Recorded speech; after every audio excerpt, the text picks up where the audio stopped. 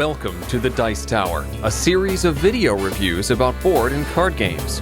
Here are your hosts, Tom Vassell and Sam Healy.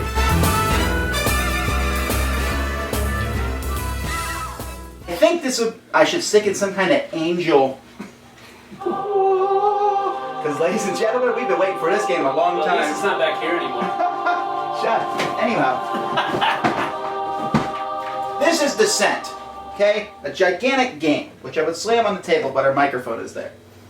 This is Descent 2.0, which is half the size. I mean, it's actually less than half the size because I have Descent stuff scattered all over the room in different containers because there's so much. This box is just cardboard pieces.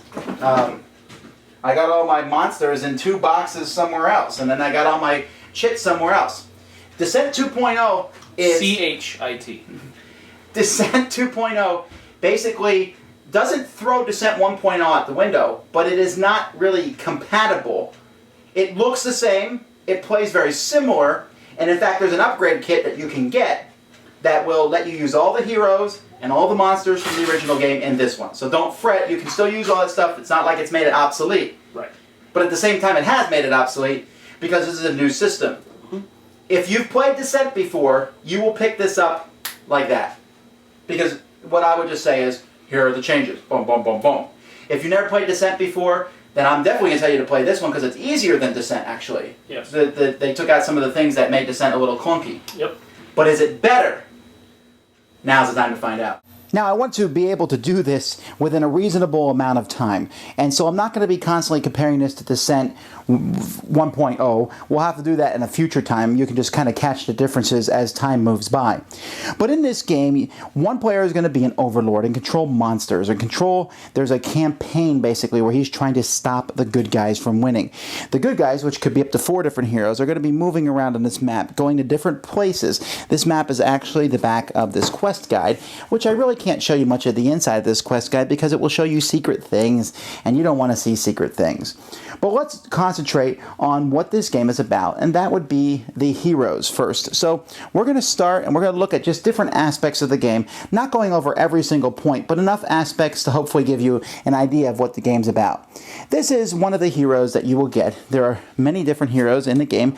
I believe there's 8, and I'll say this probably a few times, but Fantasy Flight is producing an upgrade kit where they will have character cards for all the old heroes. So if you think 8 is not enough, and I hear that for some families it is, but if 8 is not enough, there'll be plenty more characters. Now there are models for these characters that come with the game, and if this focuses up here, you can see the detailing on the models is pretty good. They look good, and so you'll take a model with your character.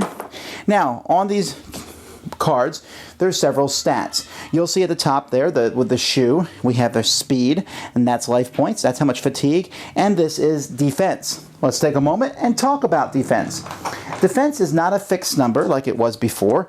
Defense now, when you're rolling defensive dice, you're going to roll a die. This one shows the white die, so I can roll it. And you can see usually you roll 1 shield, but you might roll 2, and you might even roll 3, but there's also the possibility of rolling nothing. And even if you upgrade to the best shield that's possible, the black one, you can see that one has 4 3s and 2s, there's still a blank side to it. So there's always a possibility when rolling defense dice that your defense simply doesn't work that turn. Alright, now there's also some smaller numbers down here, and you can see those numbers there. Those are used during the course of the game for your hero's attribute. There is might, knowledge, willpower, and awareness. Those are the 4 different attributes, and you sometimes have to make a test for those attributes, and you'll be rolling the defensive dice to see if you succeed in a test, but basically the idea is the higher number here, the better. Heroes also have a special ability, and you can see it up here. For example, when a minion monster begins its activation adjacent to you, it is stunned. But they also have a heroic feat. Once per dungeon, they can use this feat. Choose a monster within 3 spaces of you. Each monster in that group is stunned. That's her special ability. When you use your heroic feat, you simply turn the card over to show that your heroic feat has been used. It's a very simple concept, but it's easy to remember if you've used your heroic feat or not. And so each of these monsters, each of these heroes is customized. It has that, they're completely different than the other heroes. Each character has their stats printed on the card, but they're even more customizable than that. Not only does he have his hero ability and his heroic feat, but he's also one of 4 different archetypes up there. And each of these archetypes has different decks. Now this game comes with 2 decks. So for example, if I pick Grisbin the Thirsty, I can pick either the Berserker deck or the Knight deck. And there is some differences between those. So let's look at them. Depending on what deck you take shows basically the starting equipment. So for example, have you picked the Barbarian deck, you're going to start with a chipped Great Axe, and you also start with a special ability to Rage. If you start with the Paladin deck, or the Knight deck, I'm sorry, you get a Wooden Shield and an Iron Longsword, and you start with Oath of Honor.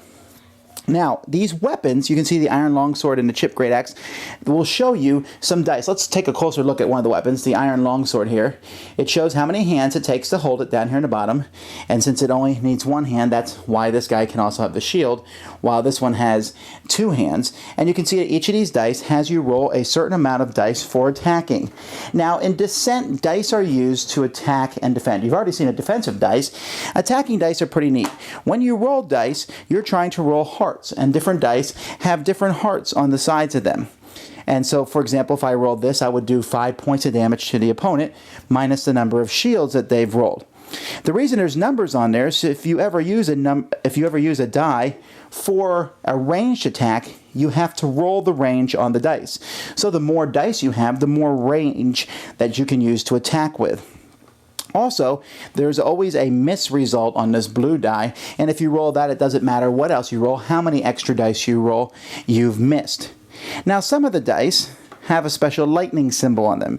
You can see them here. Those are called surges. If your card has an ability to use a surge, for example, the Chipped Great Axe, I can use a surge twice, and each time I can use that surge to add an extra hit point. On the Iron Longsword, I can use a surge to make the target re-roll one of his defensive dice. If you don't get any surges, you can't use them. I couldn't use this Longsword surge twice, but I can use it twice over here on the Great Axe because it's listed there twice. So you're going to be rolling dice to attack and defend with these weapons. But that's not the only thing. As I mentioned here, you have a special ability. You can see that you exhaust the card, turn it sideways, so once per turn I can make an attack with a melee weapon, and that attack gets an extra attack for a Rage. But that costs an exhaustion fatigue point for me to do that. Over here, I can choose another hero within 3 spaces who has a monster adjacent to him, put your hero next to that space and do an attack with a melee weapon against that monster. So that's very handy to have these special abilities. Now, as the game progresses, you're going to get experience. And at that point, you are going to be able to go to your deck and buy another card to add it. So for example here, this cost me 1 experience. I can take a Brute, which gives me extra health. Or if I don't want Brute, I might take Counterattack. Or I might take Cripple. If I get 2 experience, I can take Whirlwind, Weapon Mastery, Charge. If I get 3, I can take Death Rage or Execute. These are all the Berserker special abilities. And because each archetype has 2 different decks, then you can customize your hero as you go along any way you want, but specifically toward that. And it's really exciting to me to see what might come in the future from this with more decks and more characters. But we're really here to see the monsters, right? Now, real quick, look at this. Woo, see all those cool monster models? There's not as many that came in the original monster game, but again, like I said, there's an upgrade pack coming, and you'll be able to take all the monsters that were in all the other games and add them to this one. But even if you didn't, I promise you, there's plenty enough monsters here to deal with the heroes. Now, monsters in this game are handled very interestingly. There's going to be a monster on the card, and you can see here's an example of 2 different monsters, a zombie and a cave troll. The game is divided, the whole quest is divided into 2 acts. So in the second act, the monsters will upgrade. You can see here's an upgraded zombie. But let's just look at the monsters for now. You can see that monsters have a movement, an attack, a health value, a defensive die. They also sometimes have special abilities. They can also use surges. And there's white and red. The white, when you use the monsters, as you can see over here, there's white and red monsters. You can get a white monster is not nearly as powerful. The red monsters are much more powerful. And you can see the difference in the stats here. Red zombie has 6 health points, while the white one has 3. And he also has more special abilities. You say, well, oh man, special abilities. But here's one thing I really like about this game. If you turn the card over, you can see all the different special abilities. There's also some neat aspects up here. There's different icons here on these monsters, and that shows what scenarios you can bring them in. The Overlord gets to pick which monsters come in different scenarios, and he will pick from the different groups that he's allowed to. Let's say he's allowed to pick skull groups, then he would be able to bring a zombie into play here. But like I said, it's also neat to see the different special abilities here for each monster. At the bottom of the card, though, something very important. Depending on how many players are in the game, shows how many monsters of each type you're going to be able to bring into play when you're fighting against the heroes. So if I'm fighting against 4 heroes, I can bring 1 red monster and 4 whites. While if I was only fighting 2 heroes, it would be 1 red and 2 whites. Here with the spiders, you can see that the numbers are very similar, but the numbers will change from card to card. So the monsters don't get harder with more heroes, there's just more of them. And this game allows the Overlord to bring monsters into play very simply. That's not the only trick he has up his sleeve. The Overlord has a deck that he can play, that he's going to be drawing cards from. And he can simply play these cards in his turn because he's not going to be drawing that many. He's not accumulating threat or any points. He can just play these cards. And these cards can be traps, they can be magic that he plays. But if you notice, this is not a very big deck. It's a pretty small deck. And the Overlord, since he's only drawing 1 card per turn, has to be cautious on which cards he's going to use. But he's going to use specific cards over the course of the game. As the heroes go up in experience, so does the Overlord, and he'll be able to pick from a whole pile of cards here as to what other cards he's going to want to put in his deck and try to maybe add more traps or maybe go for more brute, let his monsters do more damage. So that is what the Overlord can do on his turn.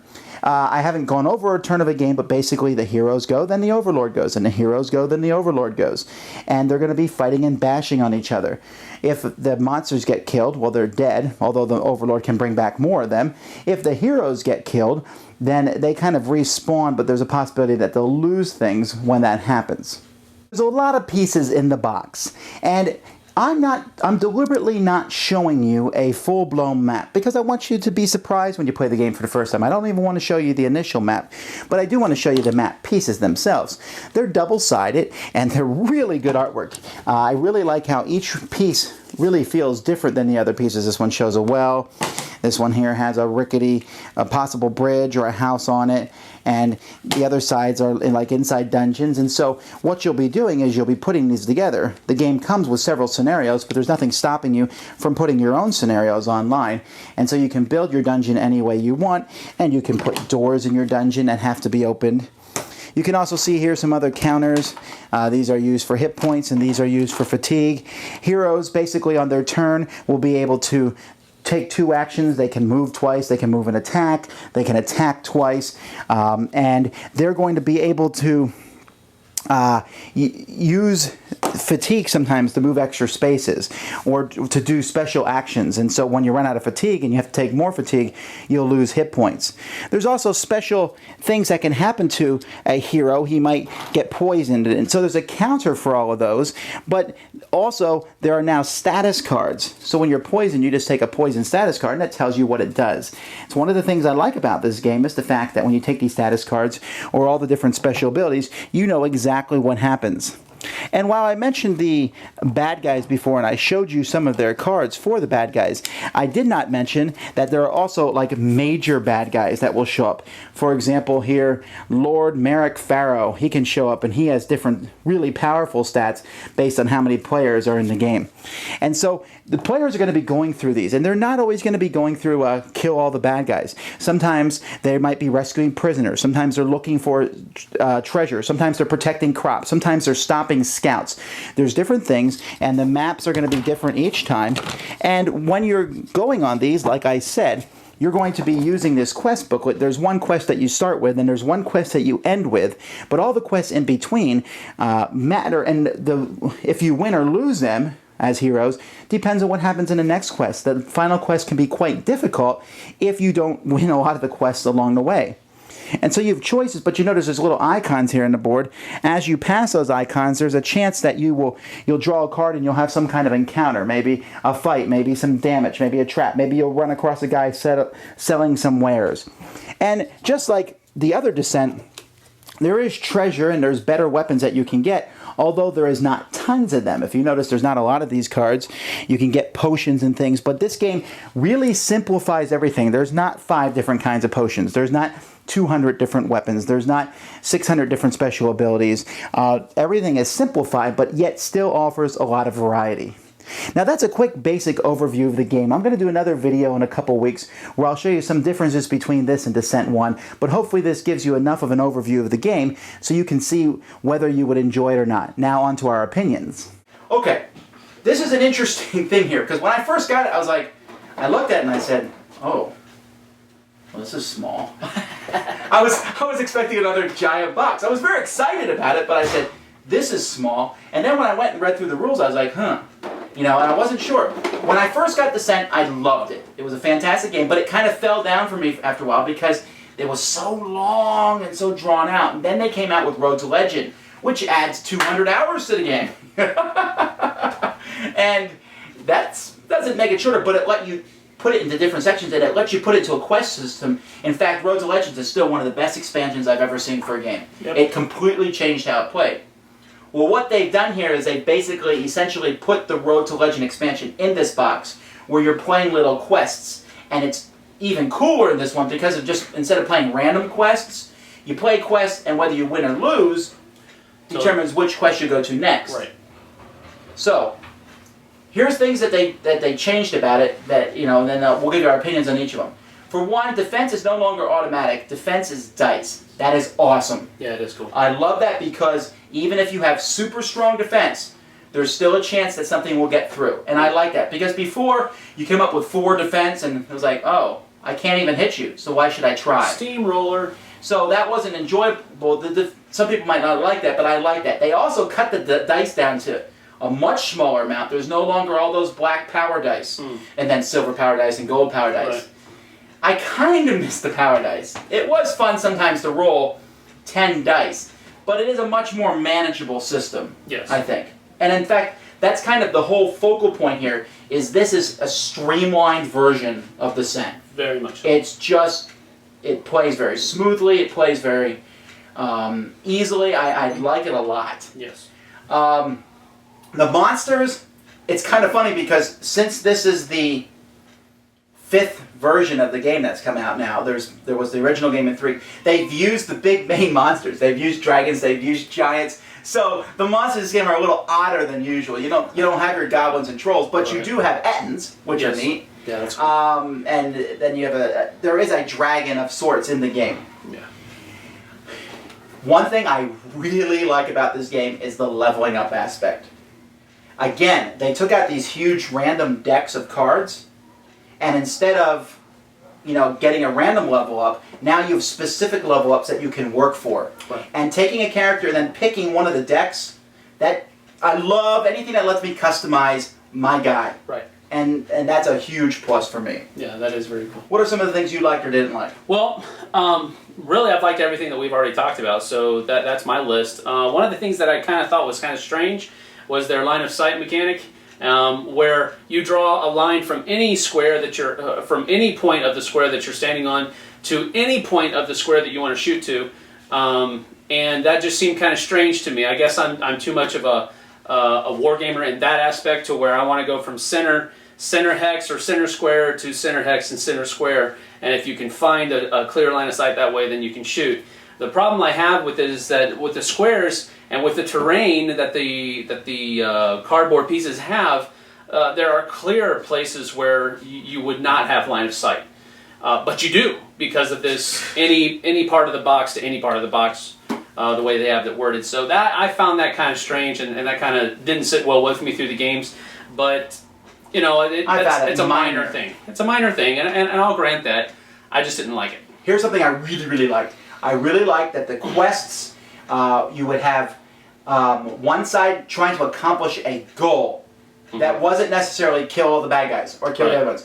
And the goals were sometimes very different, and they looked like they were lopsided, but there was balance. Like, for example, the very first scenario, you have a bunch of guys, and the bad guys have to just run across the board and get through the good guys. And you're like, how can we stop these guys? This is hard. Right. And then you can stop them. And suddenly the bad guy's like, whoa, I thought this was a cakewalk. Right. You know, I better get these guys through. Yeah. And The special abilities they have are neat. There's villagers moving around, and yet they managed to put it all in the smaller thing. They took away the extra commands, the interrupt commands. They took away the treasure chest was very simplified. Equipment is simplified, and I know that sounds bad, especially if you're sitting there saying, "But I have, like I do, 600,000 different Descent things." But it works, and I'm sure they're going to expand it. Yeah, they should. But the gameplay, I can explain this faster than regular Descent. I can. Yeah. But you'll still use the same mechanics of dice. So this gets 2 huge thumbs up for me. I've been so excited since playing it because it just. The only thing I'm sad about is I'm like, oh, there's so much of this I'm not going to be able to use anymore. But at least I can use the monsters and heroes. Crossover kit. Well, they have the upgrade kit. Yeah. And I'm sure that but they'll phase this out, and this will become the new Descent. But it's easier to store on your shelf. It's a streamlined system that works well. So I love it. I really do. Fantastic game. Better than the first edition of the original Descent. Easy. Yeah. I'm throwing my lot in with that. Definitely a better streamlined version. More fun to play. Less drudgery. Less clunkiness. I'm going to give this 2 huge Etten heads up. Okay. What did I say? Did I say thumbs? Yes, you did. Wow, that was boring. Boring. 2 battle axes? I don't know. Okay, too late now.